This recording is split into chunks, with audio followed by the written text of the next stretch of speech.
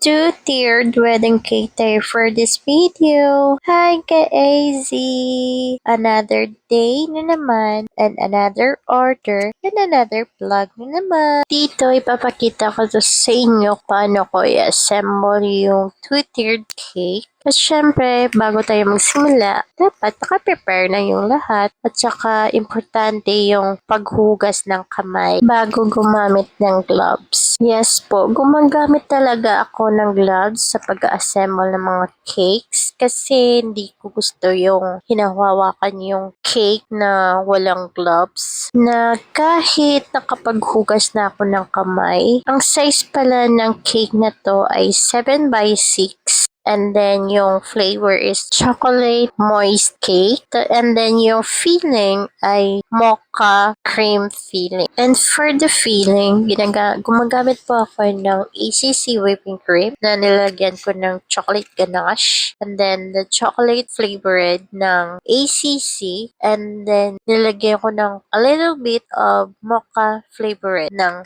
baker's fish. Dito sa cake, nilalagyan ko ng bamboo skewer. Minsan, sago straw yung ginagamit ko. Pero pag ganitong mga cake, yung mga 7 inches in diameter, bamboo skewer talaga yung ginagamit. And for the top tier, ang size nito ay 5x6 at umabot siya ng 5x6.5 with 6 layer. At dito, naglalagay ako ng isang malaking dowel na tagos talaga sa ilalim para support sa cake. Dito, sabay ko kinakaramkot yung cake, yung una, yung top tier, and then yung bottom tier. Ito kasi yung nasanayan kong mag-assemble ng cake na pinapatong ko na lang talaga sa cake before ko mag-final coating. Na-try ko din yung before, yung separate yung cake na final frosting and then i-assemble yung dalawa. Kaso lang, nasisiraan ako. At saka hindi talaga ako,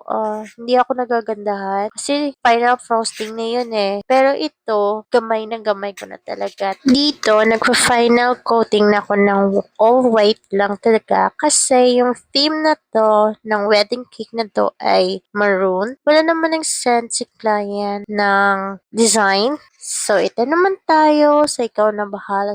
Usually, order ito ng isa sa mga organizer or event organizer dito sa amin. At ako ang kinuha niya bilang isang wedding cake supplier. Actually, pangatlong, no, it's not pangatlo. Okay, 5, I don't know ilang beses na siya sa akin na kumukuha ng wedding cake na to. This time, naging sunod-sunod na yung na pagkuha niya sa akin ng mga wedding. Thank you talaga to Sir Al for choosing us as wedding cake suppliers sa mga event mo. This really a big opportunity for us na maging part sa event. And I hope in the future, marami pa tayong transactions sa isa't isa. Anyway, ito na yung final look ng cake. And then, ito na po yung final look ng event dito sa isa sa mga sikat na mga hotel dito sa aming lugar, yung Cyclone Hotel. O, diba? Ang ganda-ganda.